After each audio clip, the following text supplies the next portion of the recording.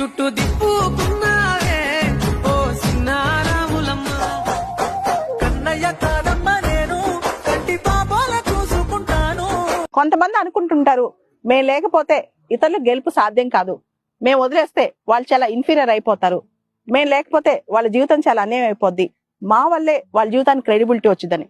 ఎవరి వల్ల ఇంకొకరి జీవితానికి క్రెడిబిలిటీ రాదు, ఎవరి వల్ల ఇంకొకరి జీవితం గొప్పదైపోదు.